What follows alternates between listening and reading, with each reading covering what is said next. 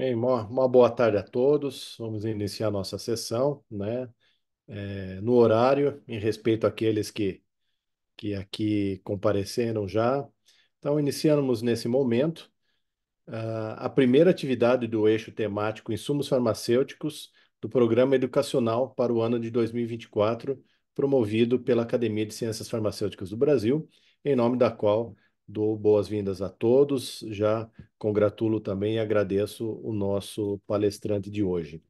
Em 2024, as atividades educacionais, né, estão organizadas em 6 eixos temáticos, a saber, né, análises clínicas e toxicológicas, educação em ciências farmacêuticas, biodiversidade, insumos farmacêuticos, pesquisa farmacêutica, toxicológica e clínica e, por fim, tecnologia farmacêutica e cosmética.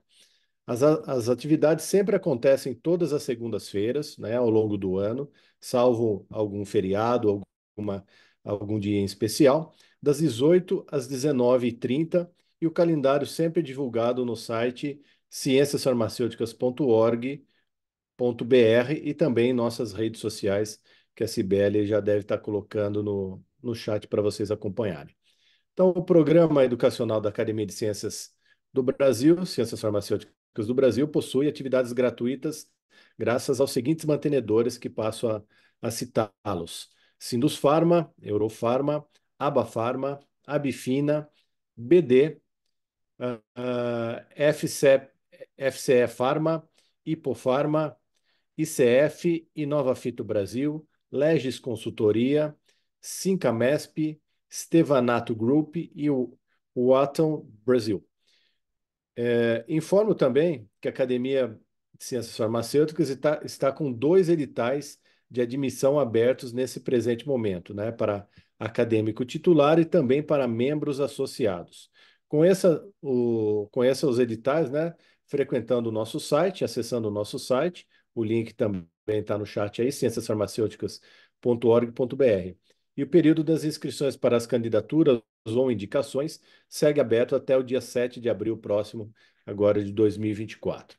Então, me apresentando rapidamente, sou Rui Seabra, acadêmico titular da Academia de Ciências Farmacêuticas do Brasil e integrante do Comitê de Trabalho do Eixo Temático Insumos Farmacêuticos, e sou o moderador responsável pela atividade desta noite. Ah, Pesquisa e inovação, fomentos no estado de São Paulo. É o tema de hoje e contará com a participação do professor doutor Paulo Schor, que é professor associado livre-docente do Departamento de Oftalmologia da Escola Paulista de Medicina, Unifesp, gestor de inovação da FAPESP e médico e cirurgião nas horas vagas, né? Apenas para complementar, a trilha que leva ao mercado, né, farmacêutico é bastante tortuosa, longa e sinuosa, especialmente na área da saúde. Mecanismos e ferramentas específicas facilitam essa jornada e as agências públicas, como a FAPESP, têm expertise e exemplos de sucesso nesse campo. Apresentar tais instrumentos é o foco da nossa conversa e do nosso bate-papo de hoje. Essa está prevista para cerca de 1h30 de duração, na qual teremos alguns minutos aqui para finalizar a abertura. Depois, o Dr. Short tem até 50 minutos para sua apresentação. Depois, mais uns 20, 30 minutos, onde abriremos para perguntas e também comentários que podem ser feitos pelo microfone ou também pelo chat. Então, solicito que, à medida que a aula vai transcorrendo, vocês já podem ir colocando suas perguntas no chat, que ao final teremos o prazer de responder a todas elas. Então, uma boa atividade a todos. Dr. Shaw, muito obrigado novamente em nome da academia por essa sessão. A palavra é toda tua. Bom, muito obrigado, Rui. Obrigado pelo convite, obrigado pelas palavras. Excelente movimento que vocês, obviamente, fazem.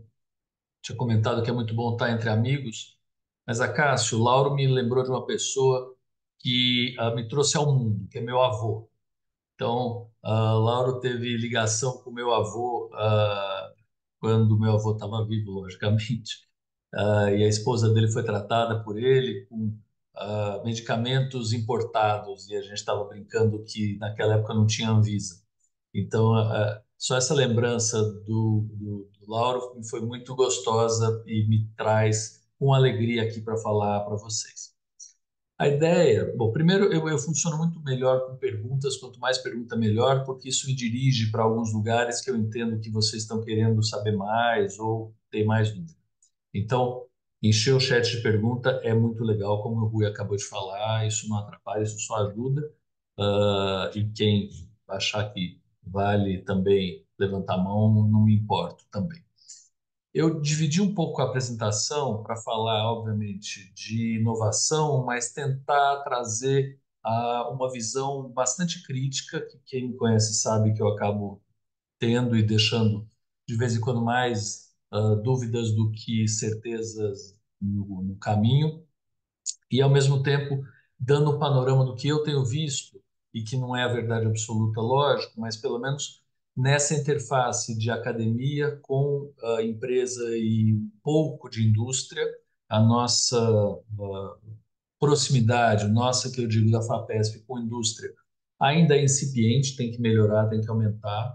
Hoje eu acabei de voltar de um evento da Câmara de Comércio do Canadá, que tem como função essa ligação de empresas com indústria no Canadá, e isso é muito mais profissionalizado, então acho que é um dos lugares para a gente trabalhar bastante. A história de existirem fábricas que podem escoar a produção, que podem fazer lotes piloto, que podem participar da cadeia de inovação é fundamental. E o Acácio mesmo é um exemplo vivo disso, da dificuldade que existe da gente fazer esse tipo de atuação. Mas eu vou trazer um pouco isso mais para trás e vou começar falando de ciência barra pesquisa e inovação e tentar dividir um pouco essas coisas. Primeiro, tentar desmistificar a palavra inovação. Eu acho que isso é uma coisa importante porque a palavra inovação tem um significado que eu acho que ele é muito nobre para ser gasto com a confusão que nós fazemos ou que se faz com novidade. Inovação não é novidade, inovação é uso. Então, eu acho que nesse sentido é bom economizar essa palavra para se referir a algo que foi inovador.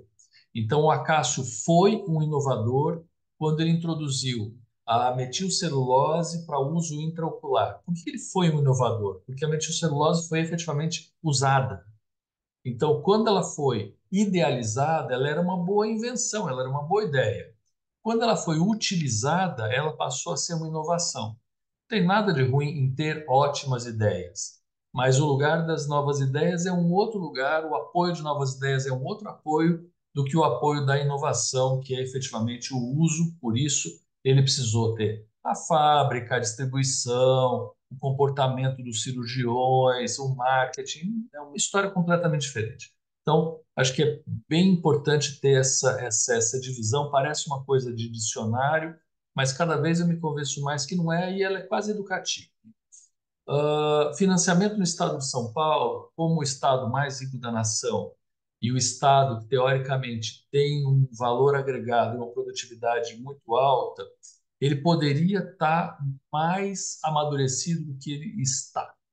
Então, o estado de São Paulo é um estado que, sim, ele se diferencia. Hoje, de novo, os números nessa reunião da Câmara de Comércio do Canadá eram números da agricultura. Nós temos um terço da área se eu não me engano, Mato Grosso e é plantada. E nós faturamos mais do que o estado do Mato Grosso inteiro. Então a produtividade é muito grande, é muito maior, mas está aquém do que poderia ser, na minha visão, muito porque falta essa integração com o setor industrial. Então, o setor industrial ainda está relativamente alijado do que a gente vê como sendo desenvolvido na própria academia. Isso, hoje em dia, está um pouco mais próximo à academia de empresas nascentes e mesmo de outras empresas. Então, o financiamento, ele hoje existe de vários modos. Esse que eu vou me referir mais é exatamente o que liga a academia com empresas nascentes, que são as startups, e é um pouco da minha função na FAPESP, que é aí a maior agência de financiamento do Estado de São Paulo, que tem um faturamento, tem um orçamento de aproximadamente 2 bilhões de reais por ano, que não investe só em inovação, mas investe em pesquisa e aí com bolsas de pesquisa, projetos, ligações com empresas e por aí vai. Então, a gente tem bastante dinheiro, tem um ecossistema que é bastante pulverizado, tem tentativas de direcionamento, mas ainda eu acho que a gente bate bastante a cabeça, mesmo estando no estado tão maduro e tão experiente como o estado de São Paulo. Falando em pesquisa, e aí voltando à FAPESP, eu acabei aceitando, e o Rui brincou que eu sou médico e cirurgião, né, nas horas vagas, é mais ou menos isso mesmo. Na verdade, eu estou no consultório, então aqui que eu ganho dinheiro, na FAPESP eu tenho prazer e faço as coisas que eu acho que são importantes serem feitas. E isso me atraiu muito, então, ir à FAPESP, mesmo fiquei na diretoria da Agência de Inovação da Unifesp por um tempo grande, fiquei na pró-reitoria da Unifesp, assim como a Juliana, que está aqui também participando por um tempo grande, tentando alavancar a pesquisa, porque a pesquisa parece para a gente que é um método muito interessante para levar várias ideias para a inovação, para o seu uso, tendo a metodologia científica por base. Então, a gente começa essa história em pesquisa que antes se chamava pesquisa básica. Eu não acho que é um nome ruim, é um nome que é interessante, mas ele rapidamente foi substituído pela pesquisa fundamental. Então, que dá os fundamentos do que a gente sabe. E lembrar, né, que pesquisa é descoberta, pesquisa é curiosidade, pesquisa é entendimento de como funcionam sistemas, como funcionam mecanismos. E isso está na base do que a gente entende por inovação em deep techs, em empresas que tenham a tecnologia profunda como seu produto de maior valor agregado. A partir disso, a gente fala em pesquisa aplicada e cada vez mais eu vejo, principalmente os profissionais que têm profissão com um apelo mercadológico maior, por exemplo, os farmacêuticos, os médicos, os enfermeiros, os advogados, querendo fazer pesquisa aplicada, eles já chegam para fazer pós-graduação com alguma ideia, com alguma dor efetiva que eles viram na função deles. E aí vale o primeiro parênteses.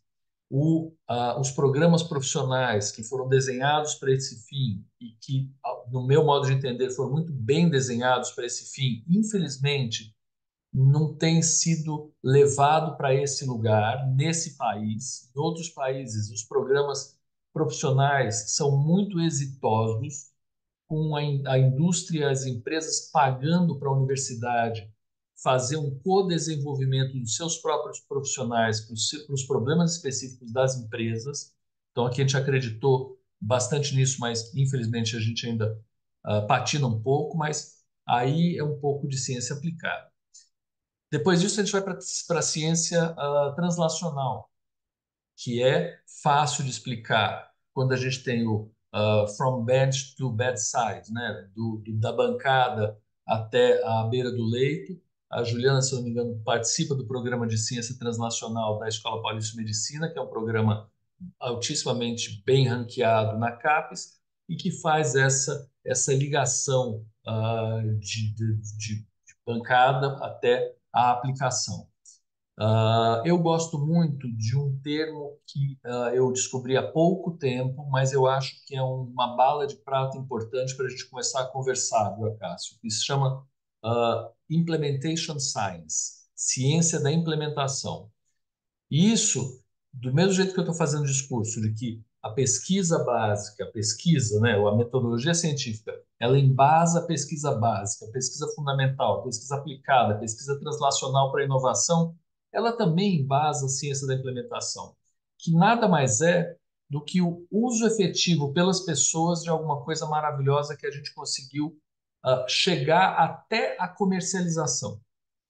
Você sabe muito bem, muito mais gente está aqui com certeza sabe, que não é só você ter um produto maravilhoso, tá na prateleira, disponível com Anvisa e patente que faz com que isso seja vendido. Tem os costumes do local, tem o governo comprando ou não comprando, tem um monte de desafios que a gente tem logísticos para que o que nós efetivamente conseguimos chegar até uma fase final tecnológica seja absorvido pela população. E disso se trata a ciência da implementação, que tem alguns grupos bem fortes. Um deles se chama Global Alliance for Chronic Disease, GACD, tem uma sede em Londres, teve há pouco tempo uma reunião importante, estratégica, que nós participamos, e a ciência da implementação vai ter agora uma escola, FAPESP, de ciência avançada, que está sendo costurada pelo Paulo Saldiva, da USP, para treinar pesquisadores em ciência da implementação. Isso tem a ver com impacto gerado pelas nossas descobertas e pelos nossos desenvolvimentos tecnológicos. Isso tem a ver com conseguir medir e propor quais são esses impactos. E não simplesmente falar, ó, eu consegui fazer uma molécula, essa molécula foi testada, essa molécula foi amplamente regulada e está tudo bem, mas agora falta isso ir a mercado.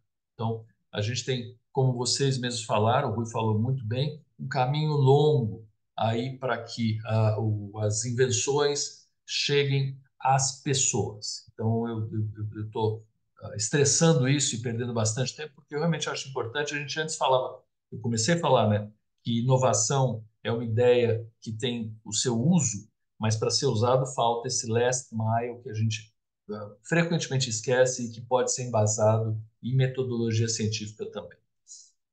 Um ator importante nesse cenário, que começando lá atrás, tem sido bastante questionado, bastante trazido para a baila, é a própria academia, a universidade, os institutos de ciência e tecnologia, com o ensino de empreendedorismo desde a graduação. Então, existe aí uma dúvida de US$ 1 milhão se nós devemos ensinar empreendedorismo para os pesquisadores desde o começo, quanto que nós devemos aplicar de força para ter cursos de empreendedorismo, ou quanto que nós devemos complementar as equipes com empreendedores já experientes e deixar os pesquisadores fazendo pesquisa. De qualquer jeito, tem um movimento que não é pequeno de universidades como o USP, a própria Unifesp, Unicamp, o FABC e aí vai, o Unesp, para ter cada vez mais cursos de empreendedorismo. O próprio Einstein, que é a Faculdade de Medicina, tem um mini MBA durante o curso deles inteiro, são 3 semestres na graduação médica, quer dizer, um lugar que não se espera que exista um MBA, mas é uma visão de mercado, uma visão de administração, de marketing e de negócio durante o curso. Aparentemente, isso dá ferramentas diferentes para os novos médicos e também vai dar para os novos farmacêuticos, químicos, e aí vai. A gente não consegue medir muito quanto isso é efetivo, acho que isso vale uma discussão até entre a gente. Eu queria muito saber o que vocês acham disso, quanto que vale a pena insistir na formação empreendedora dos estudantes e quanto mais jovem melhor, quanto que vale a pena a gente deixar os estudantes no seu DNA tradicional, que é fazer pesquisa, ou os pós-graduandos, os pós-doutores, até os docentes, e rechear a equipe com alguém que seja de mercado. Então, acho que isso é um dos tópicos que eu trouxe aqui para a gente conversar. Ligação academia-empresa é aonde a FAPESP especificamente anda e ela tenta mostrar ou tenta fomentar pesquisa em pequena empresa. E toda vez que eu falo isso, a audiência tende a abrir um olho grandão e falar assim: nossa, é possível fazer pesquisa fora da academia? E, por incrível que pareça, as pessoas não têm esse costume no Brasil e não têm esse entendimento. E dá para entender por quê. Porque, claro, que aqui a gente tem uma amostra completamente viciada de quem faz pesquisa em empresa. E é uma coisa que é hercúlea e que é heróica, né, Cássio?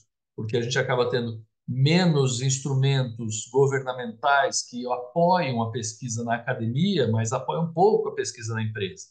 A pesquisa da empresa tende a ser financiada pelo próprio empresário, mas existe um modelo de programa que começou na National Science Foundation nos Estados Unidos, que se chama SBIR, que é exatamente o financiamento da pesquisa dentro de pequenas empresas, empresas com até 250 funcionários, que queiram fazer uma melhoria, uma adição de valor aos seus produtos já existentes com alguma inovação incremental ou novos produtos a partir de pesquisa. Algumas empresas são formadas para entrar e ingressar nesse programa, várias, e o que nós gostaríamos, e a FAPESP ela copia esse SBIR e forma os seus PIPEs, que é Pesquisa Inovativa na Pequena Empresa, para que as empresas já formadas e já faturando tragam novos desafios ligados ao mercado que elas já conhecem e formem, transformem e desenvolvam novos produtos já tendo acesso ao mercado.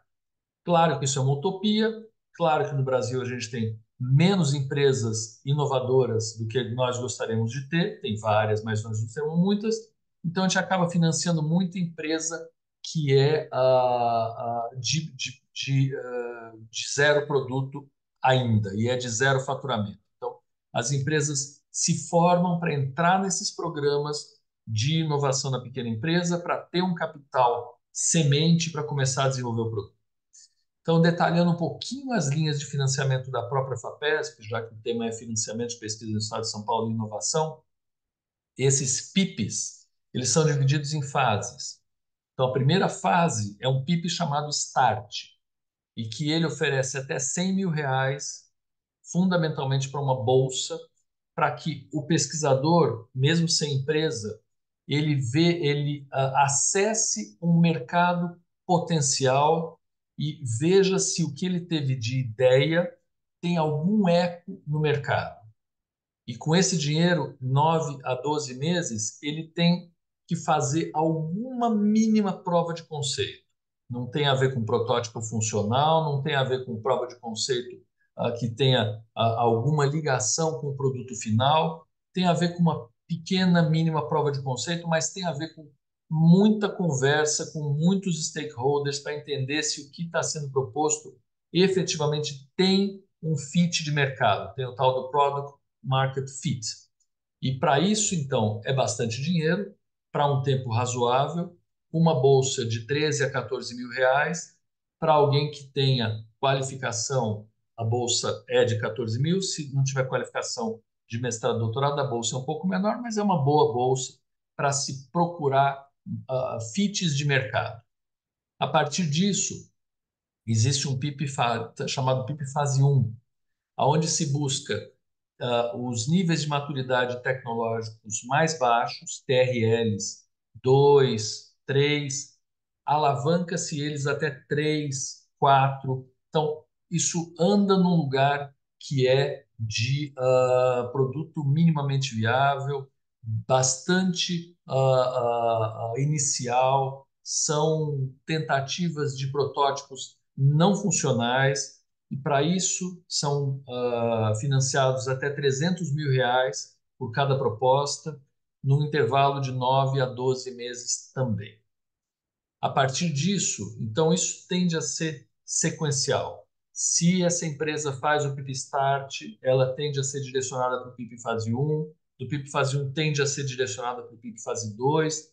Nós temos alguns estudos que mostram que as empresas que seguem o caminho desse PIP tendem a ter mais sucesso do que as empresas que já chegam direto para um PIP Fase 2 ou Fase 3. Então é interessante seguir essa linha, mas, de novo, lembrando um ecossistema não completamente desenvolvido. O ecossistema completamente desenvolvido, as empresas já faturando, pegam o PIP fase 2, fase 3 para fazer um novo produto que não é o que ela vai, aonde ela vai faturar no futuro, ela já está faturando.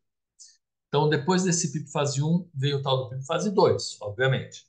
E esse dá conta de fazer aí sim um protótipo minimamente viável, com alguma potencialidade de ser testado e um TRL de 3, 4, 5, levando a 5, 6, 7. E para isso, 1,5 milhão num prazo de até 2 anos. Esse financiamento é para a pesquisa. Então, bastante importante, porque inúmeras demandas vêm para empresas. Então, para fazer o departamento jurídico da empresa, para a infraestrutura da empresa, ar-condicionado da empresa, computador da empresa, logística da empresa. Tudo isso é negado. Nada disso faz parte do orçamento que a FAPESP destina para esse tipo de programa. A FAPESP, ela financia a pesquisa. Então, se a pesquisa acerca de um produto novo demanda uma geladeira, essa geladeira vai ser concedida. Se a pesquisa não demanda geladeira, mas a empresa demanda geladeira, ela não vai ser concedida. Então, existe todo o direcionamento para que o financiamento seja feito para a pesquisa e o que precisar ser financiado para a pesquisa, em geral, é financiado. Então, como linha de financiamento, a gente tem bolsas, e aí tem bolsas de treinamento técnico, além dessa bolsa na pequena empresa, que é essa que eu falei de 13, 14 mil reais, produtos, material permanente, que em geral não é concedido em fases um, mesmo porque o tempo não dá nem para importar alguma coisa. Em fases mais avançadas, recomenda-se fazer uso de serviço de terceiro em equipamento já presente nos ambientes de inovação ou na universidade, mas sim, eles são eventualmente aprovados nos orçamentos. Material de consumo, muito bem-vindo. Existe uma reserva técnica para gastos que não são previstos. Existe verba para consultoria pontual. Existe verba para manutenção da empresa em ambientes de inovação, ou seja, para incubação. Existe verba para viagens que tenham a ver com o produto, não com ciência, não com apresentação de paper em congresso. Então, tem vários tipos de carimbo que podem ser aplicados nesse tipo de desenvolvimento da pesquisa para o produto ter maior valor agregado. Fase número 3, então o FAPESP vai até o TRL, essa daí até o TRL 5, 6. Deixa eu ver qual que é a pergunta que a gente tem aqui dos TRLs, que a gente já pode colocar isso junto.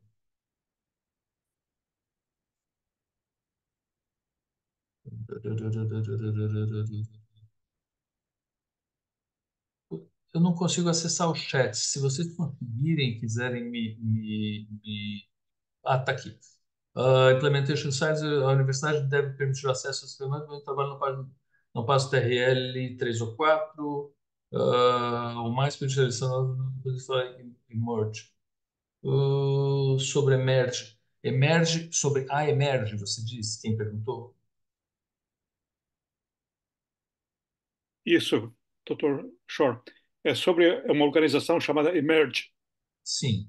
A Emerge faz exatamente essa ligação, que é dos pesquisadores em academia com empresas interessadas em desenvolvimento. Então, eles são extremamente ativos, são muito próximos de nós todos. A gente teve há pouco tempo com eles conversando, inclusive na própria FAPESP, e eles fazem esse matchmaking. Então, eles ligam pesquisadores que têm competência para desenvolver problema XY com empresas que têm demanda XY. Então, pode existir um matchmaking. Eles fazem esses casamentos entre a tecnologia demandante e as pessoas que podem usar isso. Era isso, Leon? Isso, obrigado. Tá, acho que foi o Humberto que perguntou. Legal. E você perguntou mais alguma coisa do TRL também. Me conta um pouquinho mais o que você queria saber do TRL. Não, a pergunta que eu tinha feito era se a universidade deve, na minha opinião, facilitar com que as pessoas, os cientistas, né, entendam mais sobre esse processo todo de você avançar da bancada, chegar aos lotes pilotos, transferência de tecnologia. A minha área específica é transferência de tecnologia e eu vejo que é um hiato muito grande. O pessoal tem uma ideia, mas vamos sair agora do fluxo unidirecional para uma sala de 100 metros quadrados. Quer dizer, aí o pessoal se Uhum. perde. Concordo completamente. A gente tem uma dificuldade até de sentimento, Humberto, porque tem, ainda por incrível que pareça, aquela coisa. Eu tive uma ideia fantástica. A primeira coisa é assim: eu tive uma ideia fantástica que é minha. E as pessoas não conseguem entender que elas estando na universidade, a ideia tendo sido gerada na universidade, a ideia não é minha. No máximo, a ideia é nossa, ou seja, a universidade tem alguma coisa a ver com isso. Segundo lugar, tem a percepção de que a minha grande ideia vale muito dinheiro. Então, eu vou abrir mão dessa minha grande ideia se eu for ficar muito rico, senão não vou nem falar para ninguém. E as pessoas de verdade não têm a mínima ideia do tamanho do percurso que é, da grande ideia que eles tiveram, que é importante, senão não teria o resto do percurso. Mas né, Rui? E depois? E aí, começar a conversa, né, para ver se isso para em pé. E depois para ver se isso para em pé em bicho. E depois para fazer escala. Putz, e aí depois para fazer na fábrica, e para passar por toda a regulação, e aí para implementar. Então, eu acho que a gente tem aí um desafio que é muito grande do entendimento do processo dentro da academia. Você tem toda a razão. A gente tenta fazer isso, mas eu brincava quando estava na agência de inovação que é um trabalho de formiga e que tem que ser um trabalho de formiga atômica, porque a gente não tem muito tempo para ficar explicando isso para as pessoas, e se elas não entenderem, elas vão empatar o jogo. Não é nem que, sabe, a coisa não anda. Então tem que ter um tamanho menor, um tamanho mais adequado dos players, entender o tamanho que os pesquisadores têm, eles têm um tamanho importante, que a academia tem um tamanho importante, mas tudo precisa ser bastante parametrizado. Diga, Rui.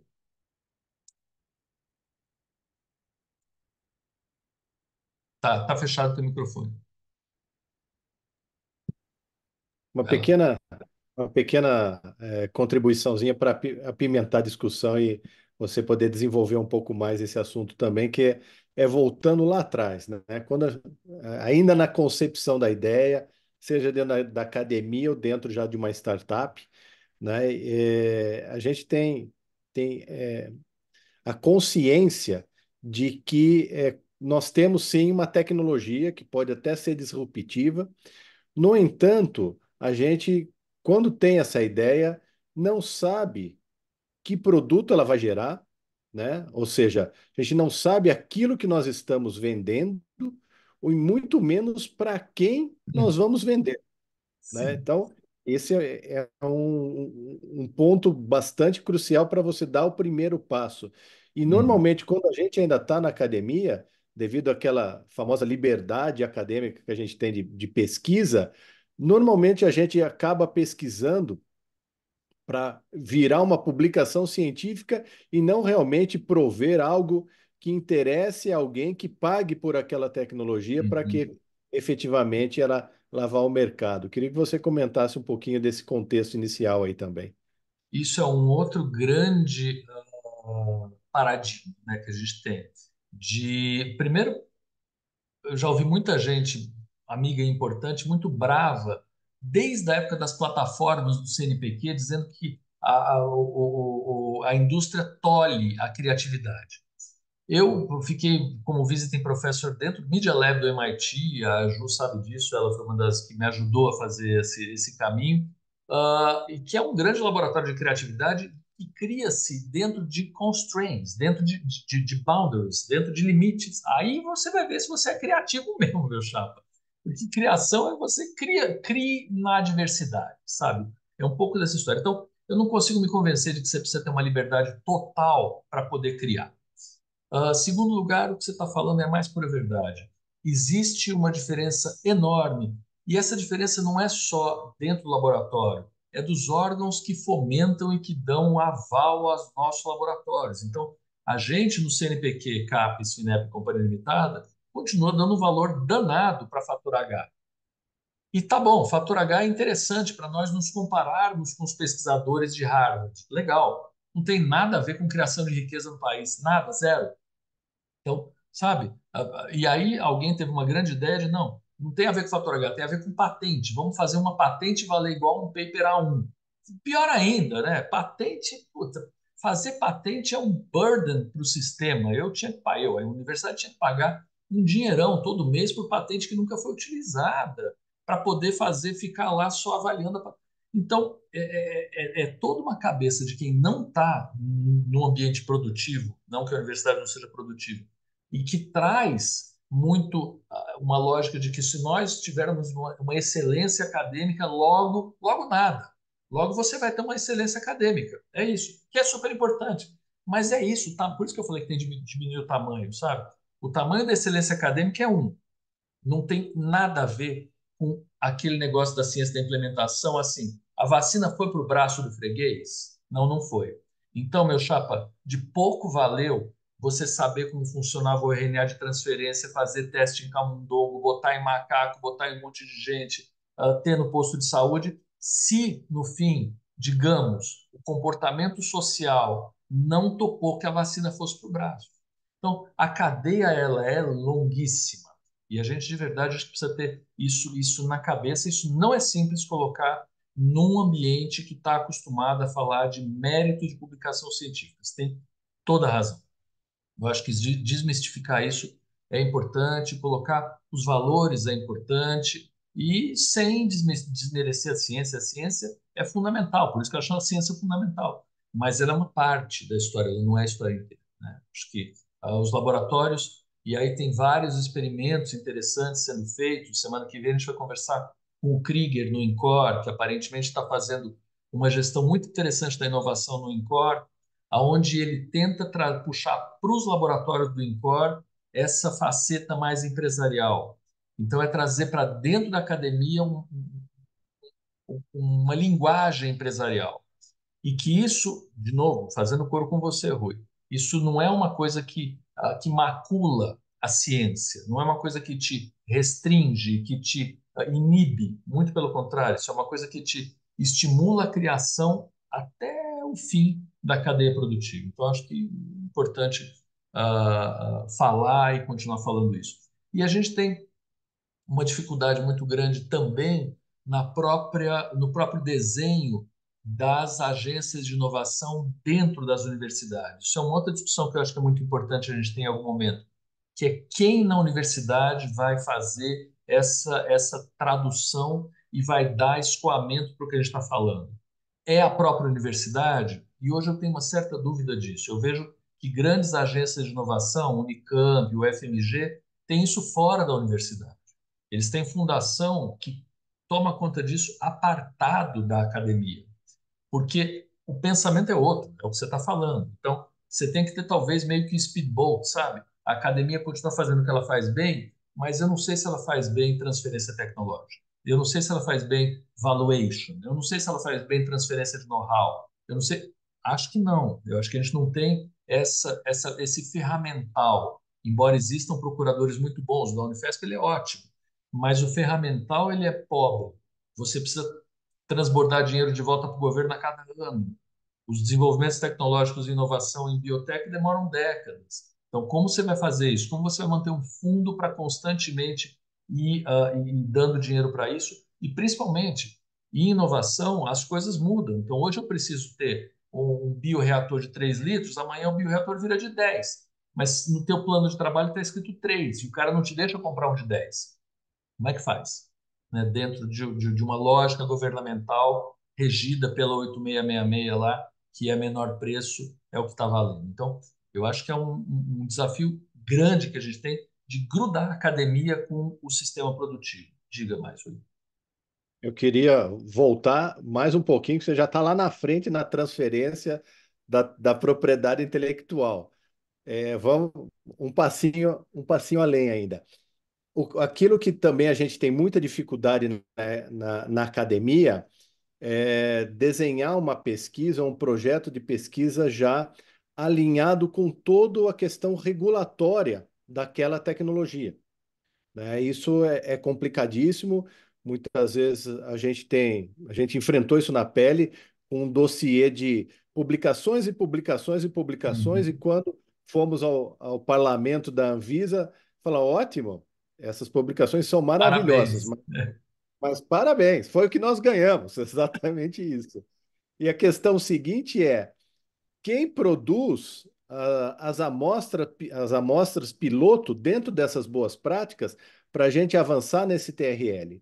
Nós estamos construindo aqui em Botucatu uma CDMO, né, de biomedicamentos para a Ah, produção que de legal. lotes pilotos para pesquisa fase 1 e 2, que praticamente inexiste no nosso país, mas não existe nem regulatório para isso ainda, nem como nós iremos operar, porque a Anvisa sequer foi provocada a Uhum. respeito disso. Então, essa estrada do regulatório também é muito complicada para a gente que faz aí a pesquisa fundamental andar, que responde todas as nossas perguntas. Eu concordo contigo em todos os graus aí.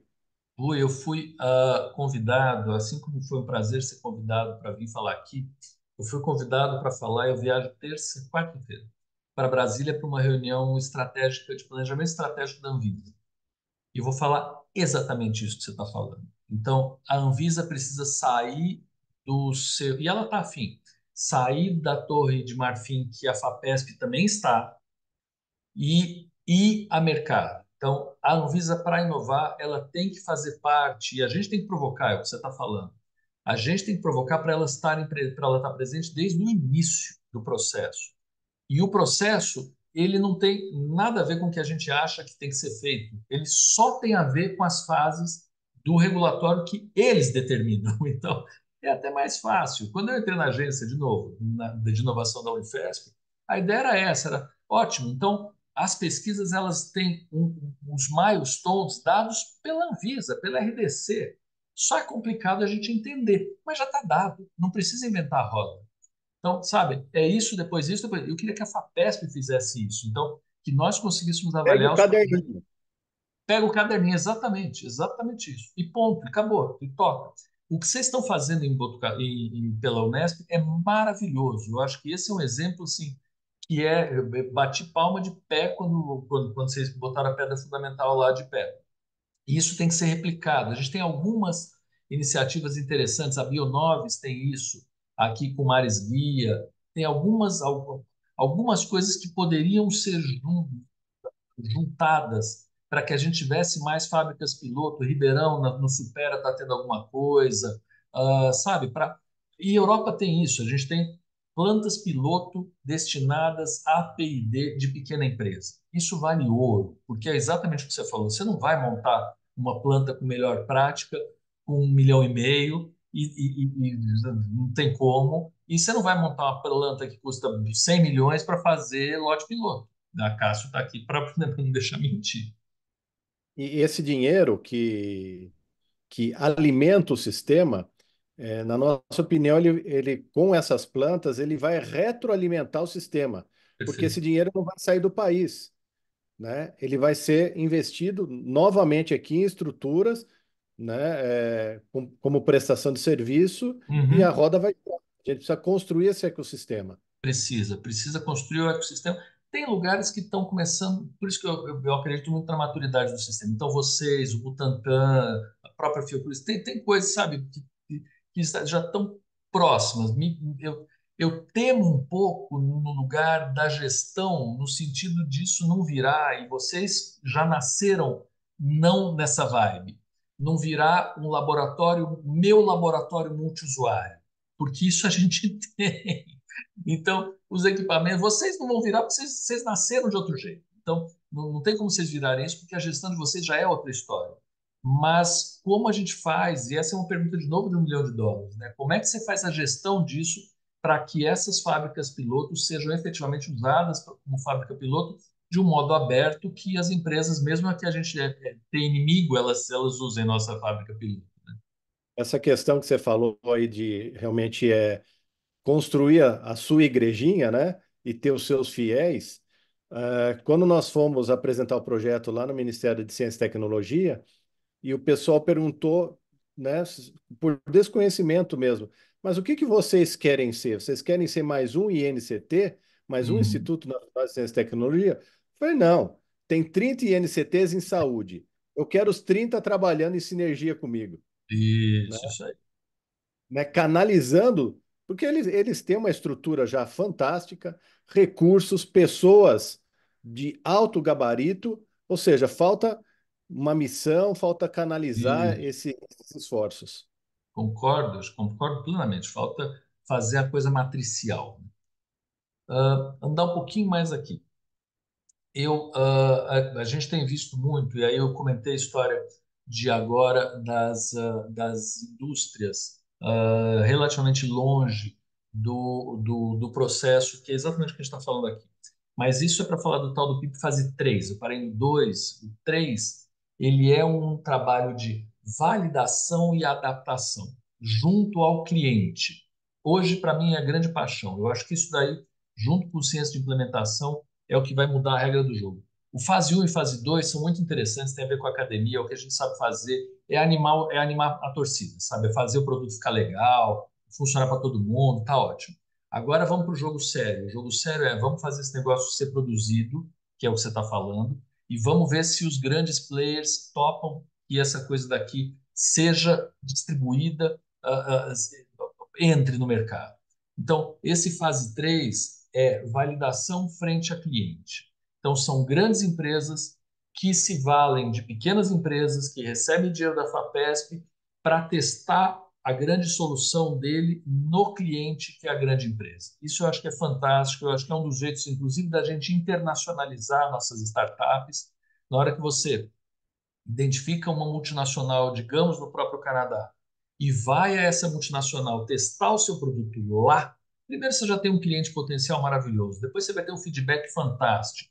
A gente internacionaliza o produto, vê quais são as condições locais que precisam ser realmente efetivadas e não faz só uma venda de um produto tropical para um clima que é o clima do Canadá. Então, eu acho que essa é uma grande coisa. Hoje a discussão nessa Câmara Brasil-Canadá foi muito essa, fazer um PIB fase 3 internacional.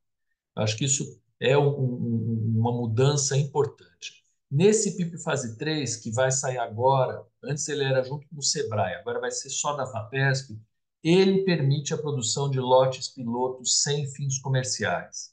Então, isso foi uma demanda minha específica, porque eu falei, olha, na biotech você precisa ter esse negócio, e tem pesquisa aí, né? Não é essa conversa de, eu não quero produzir nada comercial. Não é comercial, na hora que você vai fazer um lote piloto de verdade e com boas práticas, ui, aonde tem Altíssimo um risco.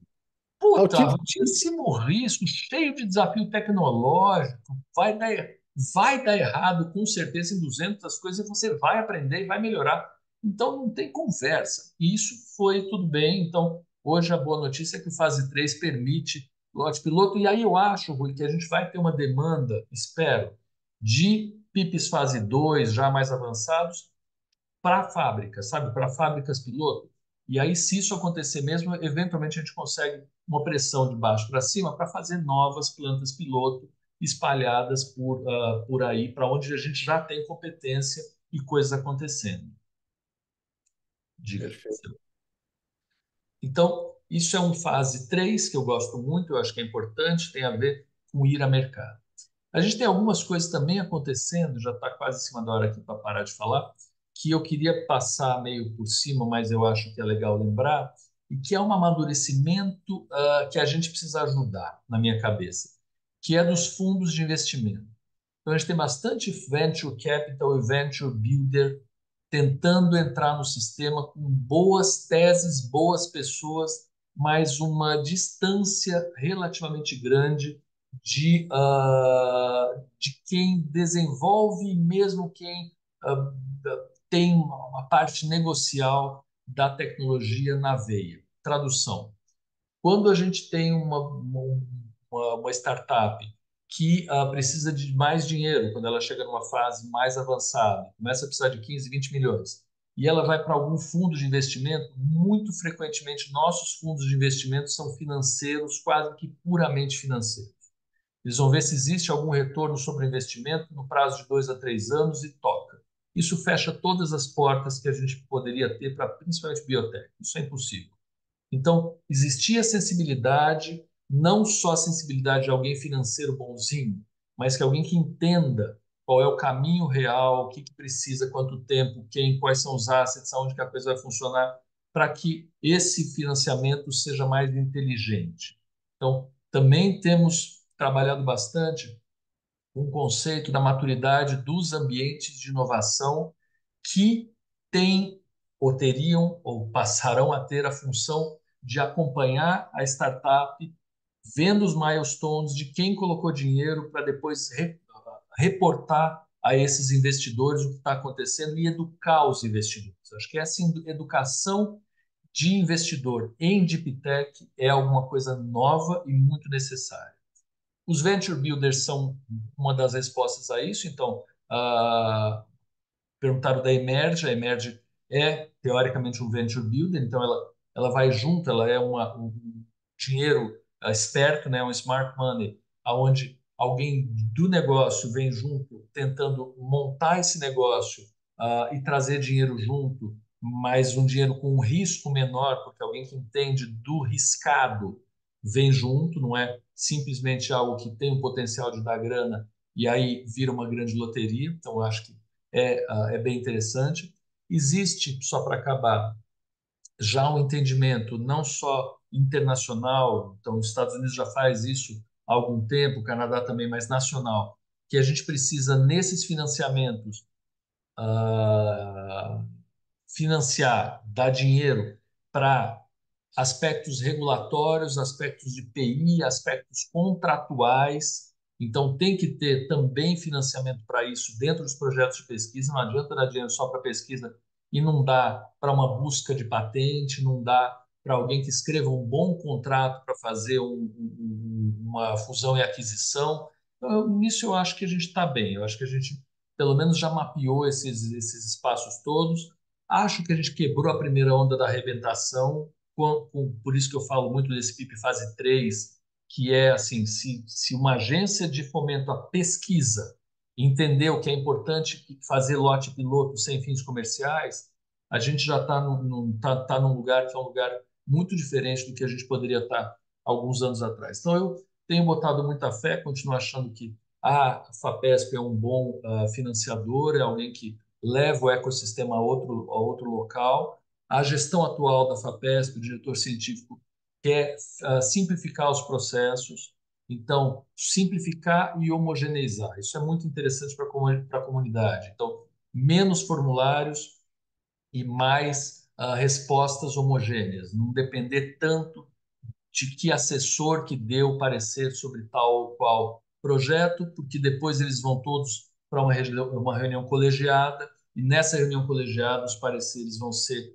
relativamente homogeneizados. Então, acho que a gente tem boas notícias, financiamento da FAPESP continua, a gente continua com 1% do ICMS, que eu acho que é um dinheiro mais do que suficiente, pelo menos por enquanto, para a gente fazer essa fase, não é suficiente para ir para as fábricas, mas a gente tem um amadurecimento muito maior do que tinha no passado.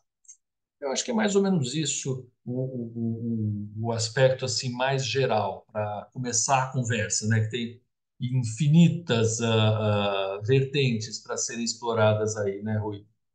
Mas me é muito interessante falar aqui.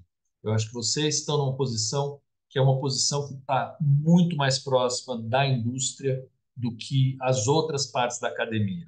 Então, vocês e as engenharias entendem o que é uma planta fabril.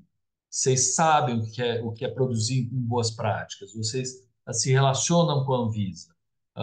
E isso não é uma coisa óbvia, não é uma coisa que é comumente feita por outros entes. Então, os biomédicos, os biólogos, os médicos, não faz nada disso. Faz a pesquisa porque acha que é uma coisa importante, porque viu uma dor muito forte e não sabe o resto do caminho todo. Então, muito bom ter vocês on board e dando esses direcionamentos que vocês sempre dão. A gente aprendeu, né, nessa caminhada aí que o nome desse profissional aí é o tal do pesquisador translacional, que Uhum. é justamente que está atuando nesse gap aí, né, nesse vale da morte, compreendendo toda a demanda e puxando a academia junto, né? Então, a gente está realmente atuando aí.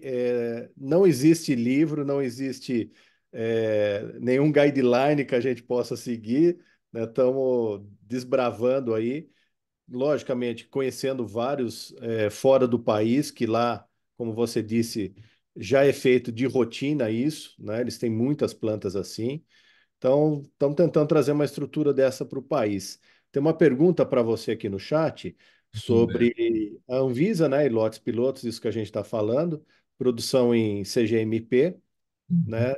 A Anvisa sendo membro do PIX agora, sobre o anexo 13, né, em CGMP, que fala sobre, principalmente sobre contaminação, né? Uhum. Sobre boas práticas aí, principalmente controle de contaminação.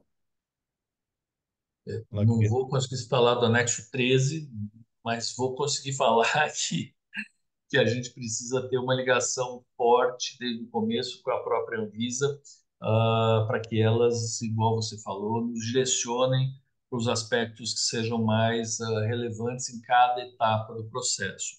E não sei se vocês viram, a Anvisa fez um edital muito interessante, onde eles capitanearam, se eu não me engano, eram instrumentos. A Cássio, não sei se você viu esse edital da Anvisa, é instrumento mesmo, né? Instrumentos e equipamentos, se eu não me engano. Ah, era Isso uma acabou de estratégia. sair, né, Paulo? É, Eu acho que foi a semana passada, alguma coisa assim, né? exato.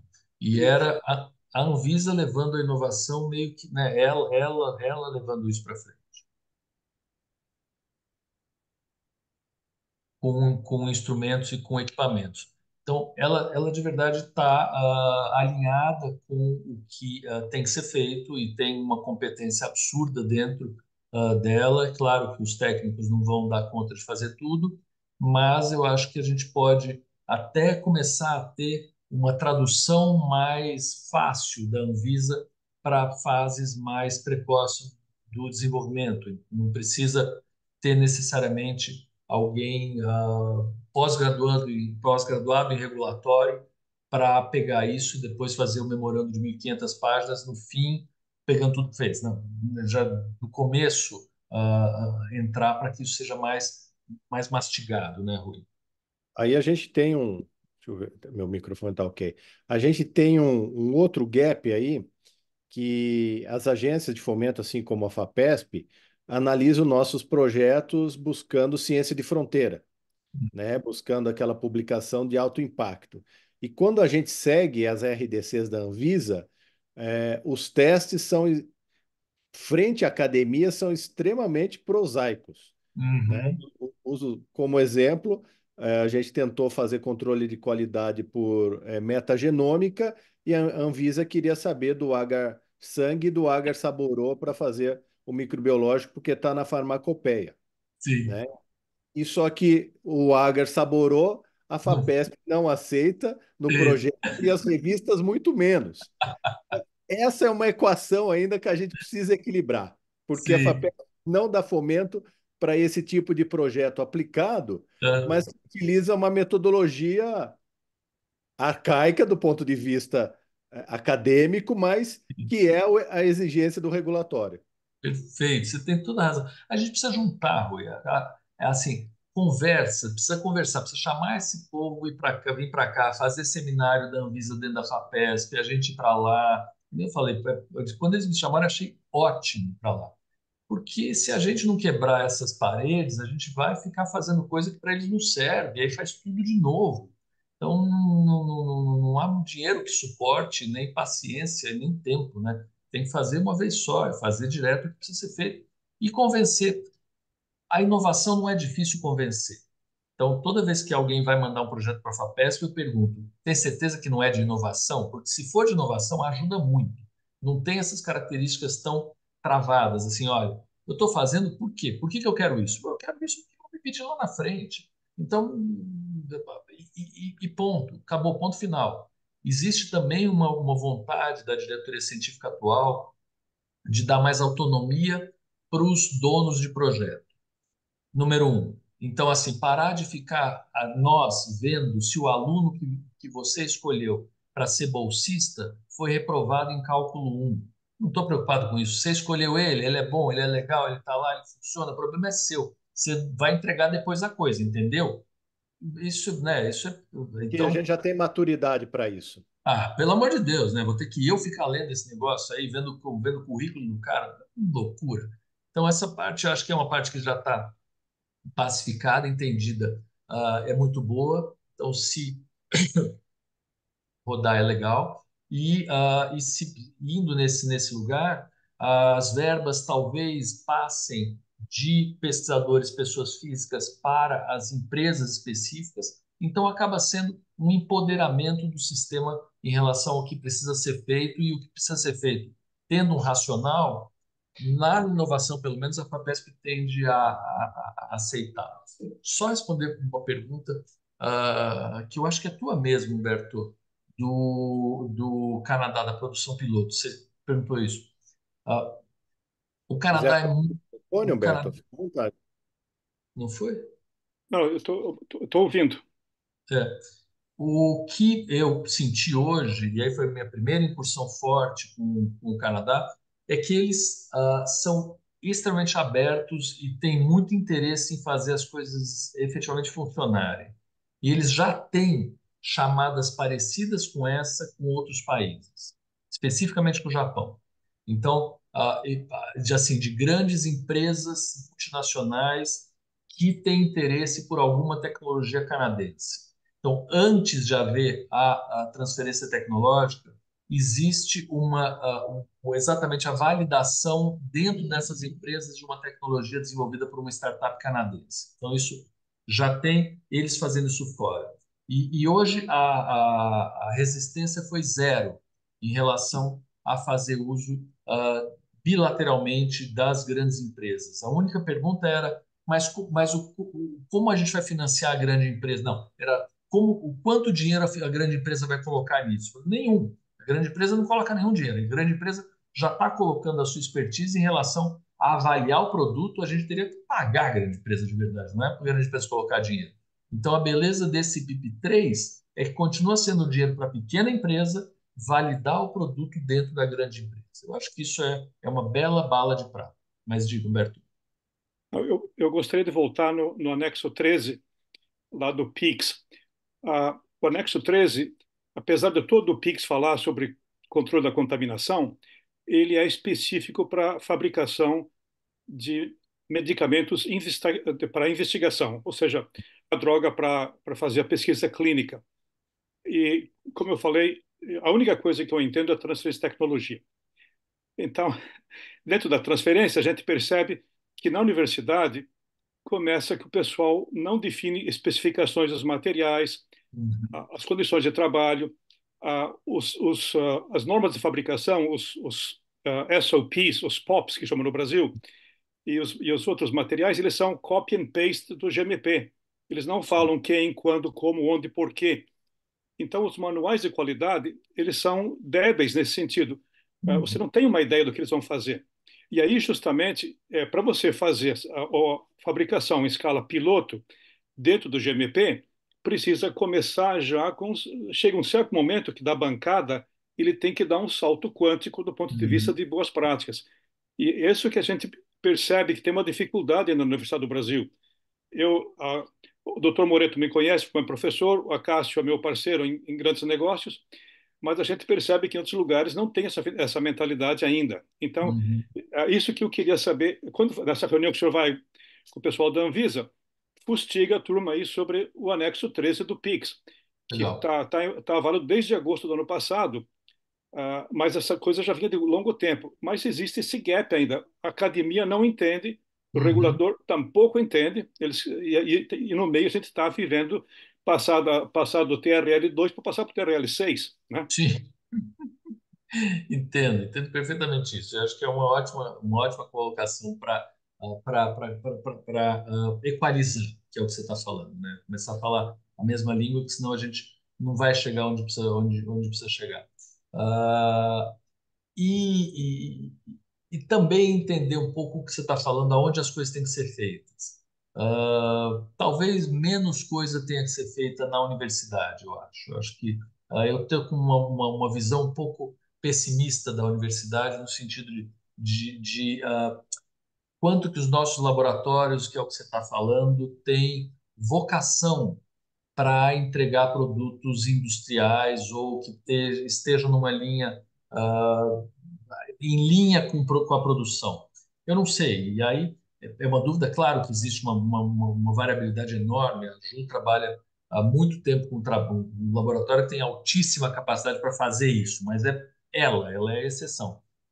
Que eu acho que, por ser exceção, confirma a regra. Eu vejo os outros laboratórios talvez tendo que passar a bola antes, Humberto, um pouco que você está falando da transferência, talvez tenho que começar a, a já mandar isso para frente mais rapidamente. Existe um tipo de PIP na FAPESP que chama PIP Transferência de Conhecimento. Talvez ele responda um pouquinho o que você está falando e o que eu estou falando também, que é o seguinte: o dinheiro continua indo para a startup, mas existe uma obrigatoriedade de 30% a 50% do orçamento ser gasto na ICT, da onde a ideia veio. Então, qual é a conversa? É bom, está tendo grandes ideias na Universidade de São Paulo, campus, sei lá, Santos, ótimo. Lá existe um monte de depósito de patentes ou de não patentes, de registros, ou tem laboratórios que estão desenvolvendo conchas para qualquer desenvolvimento de lá. Ótimo, aquele negócio começou lá. De lá vai ser complicado você fazer uma empresa e já sair fazendo isso, continuação da pesquisa laboratorial, sem os equipamentos e sem as pessoas e sem a expertise. Você não vai replicar isso tudo. Então, você se mantém lá no laboratório, fazendo mais pesquisa, usando os equipamentos do laboratório, mas já como empresa. E qual é a ideia que, para mim, tangencia um pouco o que a gente está falando? Existindo uma empresa com demanda real de controle de qualidade, ela vai instigar o laboratório a fazer coisas que tenham com controle de qualidade.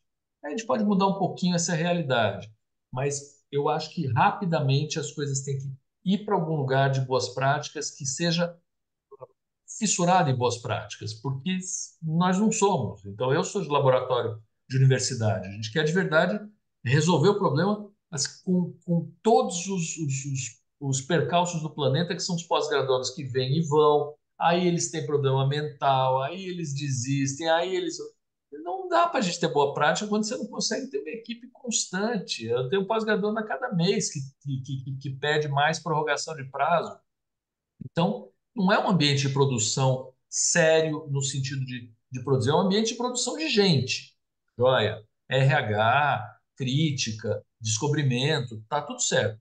Mas de produção, né, como é que você se compromete a entregar alguma coisa com uma equipe que é flutuante? Difícil, né? Então, acho que tem que sair meio que rápido para fazer coisa fora. Aí que entra uma ferramenta muito grande chamada gerente. Aí tem que entrar aí Papel com o mundo, Scrum.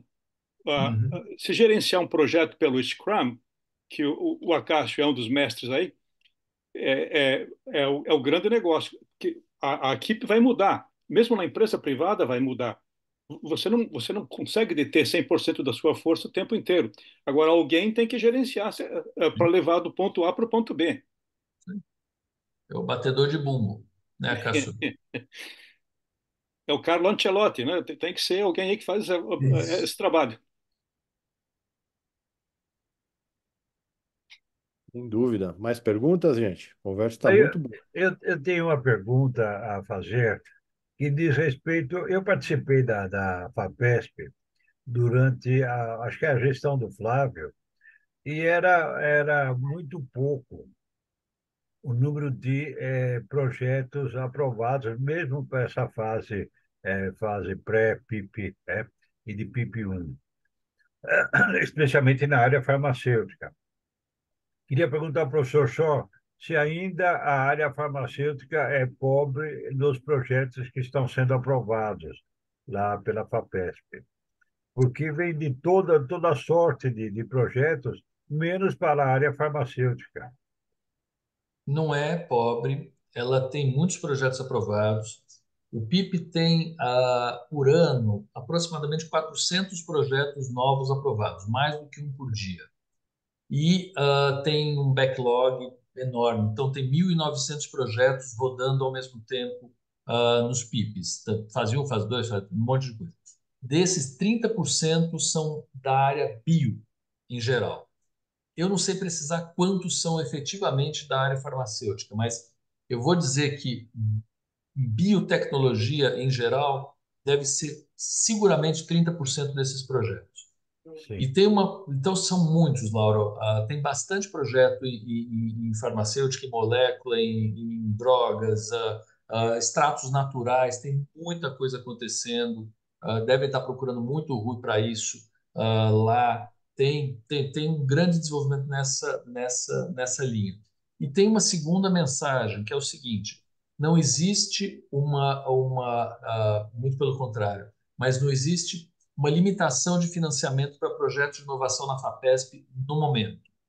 E existe sim uma demanda para que esse número aumente. Então, hoje, busca-se bons PIPs. E isso é uma mensagem que é importante. Não quer dizer que vão ser aprovados todos, muito menos quer dizer que vão ser aprovados os ruins. Mas bons PIPs muito provavelmente serão aprovados.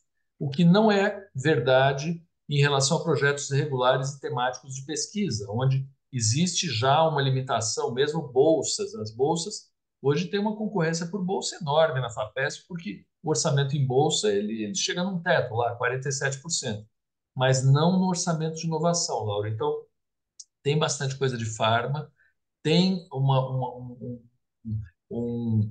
gordura para ser queimada que não é pequena, o orçamento é grande, e projetos grandes de verdade, por exemplo, esse centro de pesquisa para engenharia, ou centros de pesquisa aplicados, que hoje estão um grande guarda-chuva, onde grandes empresas querem fazer o P&D junto com a universidade.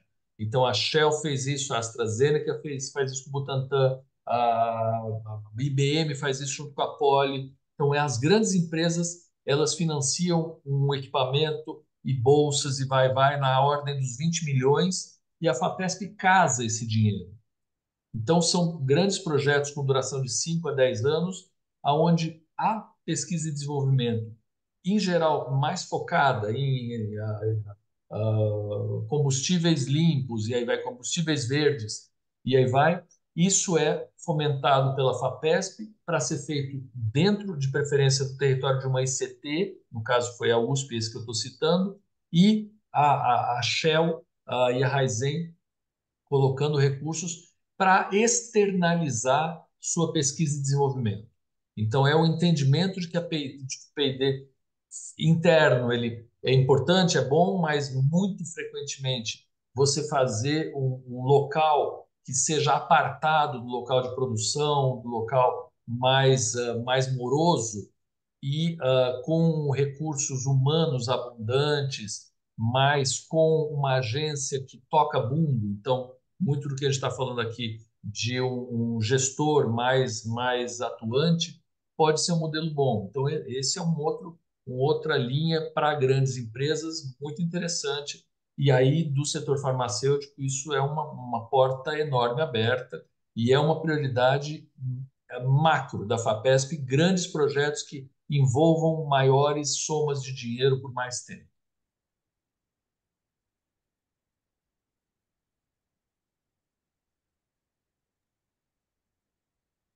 Perfeito. Mais perguntas?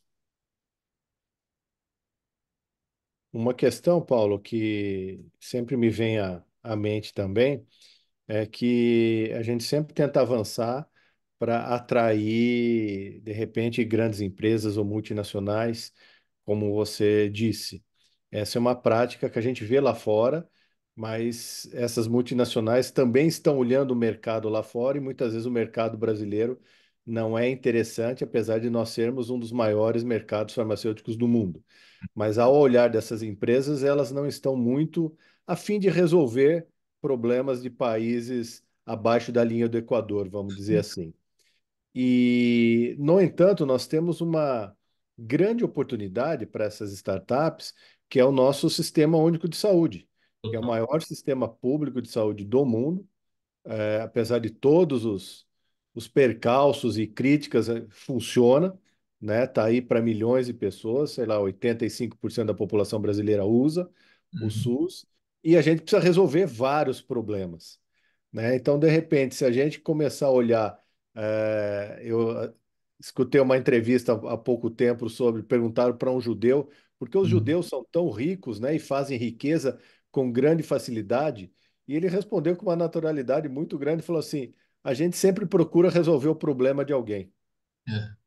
E talvez se a gente começar a resolver os nossos problemas, né, a gente consiga realmente avançar até como país. Fazendo coro completo com o que você está falando, Rui, eu concordo ipsis literis. Esse tal desse PIP que eu falei, Start, que procura ver se existe um fit de mercado, Eu estava falando hoje com um empreendedor lá na Serra Leone do Canadá, e ele estava me dizendo, olha, eu acho que isso tem que ser colocado depois. Porque existe muito de eu fazer um desenvolvimento, chegar numa hora que isso está relativamente pronto e eu não perguntei para ninguém qual era a dor. Então, é assim, isso talvez seja uma obsessão, que é o que você está dizendo, é de verdade ver se está interessando e o né, como é que você vai desenvolver algo para aquela demanda específica. Não deixar de jeito nenhum a coisa flutuar, né? A coisa virar meio flu. Eu vou fazer porque me interessa fazer isso. Então, acho que é travar essa história bastante. As multinacionais, e aí esse evento, não é por acaso, do Canadá na agro, elas têm muito interesse no mercado brasileiro de agro, porque nós plantamos uma área absurda. Então, a gente aí nada de braçada, esses caras vêm para cá loucos. Mas isso que você falou do mercado interno de SUS foi uma das coisas que eu coloquei na Anvisa e aparentemente eles têm uma certa, não é restrição, mas existe uma conversa que é reposicionamento de droga. Então, reposicionamento de droga é uma conversa comprida, mas é uma conversa interessante para você fazer inovação incremental pulando fases de Anvisa. Sabe, você já começa lá no fim. Então, racionalmente passa a ser interessante. Você tem demandas não supridas que podem funcionar com reposicionamento para o SUS. Mas o que você está chamando a atenção, isso é só uma faceta da história, é a tal da neoindustrialização mesmo. Como é que você vai fazer com que o complexo industrial da saúde lá do Gadelha seja efetivamente executado, quais são os medicamentos que o SUS precisa. Eu acredito muito naquela palavra que você usou no teu discurso, que é missão. Então, aí a Mariana Mazzucato falando isso na nossa orelha 24 horas por dia, mas qual é a encomenda? Qual é a missão? É acabar com a poliomielite no Brasil? Então, vamos atrás de Ei, fazer isso assim do começo ao fim? Precisa de vacina? Precisa de educação? Precisa do quê? Vamos, né, focar numa coisa e resolver esse tipo de coisa. O problema é que a gente tem muitas demandas, né? A gente tem muitas lacunas a serem resolvidas, mas acho que se não tiver alguma coisa mais direcionada e fomentada e pensada e desenhada, fica mais complicado, fica um pouquinho de dinheiro para tudo e acaba que não anda nada. e parar de depender um pouco da tecnologia vinda de fora, né? Fazer tecnologia nacional e que essa tecnologia fique aqui, porque a gente está exportando cérebro. Pô, É isso aí, se o pessoal lá fora está interessado nos cérebros brasileiros, é sinal que a gente pode fazer a diferença. totalmente. E a gente tem, assim, a Ju que está aqui na audiência, ela está no Brasil por um milagre dos deuses. Depois, se ela quiser, ela conta a história dela. Ela teve na Harvard MIT como uma pesquisadora top de linha absurda. Todo mundo quer o passe dela loucamente. Então, ela veio para o Brasil junto com o marido dela. Estou contando a história dela porque eles são muito amigos mesmo. Não vai ter problema nenhum de ouvir a história dela sendo contada. Elas vêm para o Brasil sendo altamente atraídos pelo exterior. E vêm para cá porque eles têm uma veia acadêmica e nacional fortíssima. Mas a depender das condições, esses caras não estariam aqui nunca, Rui. Então, A missão isso pessoal dela é outra. exatamente, é outra história. Mas a gente precisa dar instrumentos e apontamentos para que isso efetivamente seja concretizado. Maravilha, gente. Estamos caminhando para o final aqui. Eu queria pedir para vocês abrirem as câmeras para uma pequena foto, né, para divulgação pela academia depois. Então, o Rui, eu queria aproveitar a ocasião para agradecer tanto ao professor Paulo Schor quanto a você pela, em primeiro lugar, ao professor por aceitar o nosso convite e participar desse bate-papo sobre insumos farmacêuticos. Ele não tem fim e é um programa, é um projeto muito importante.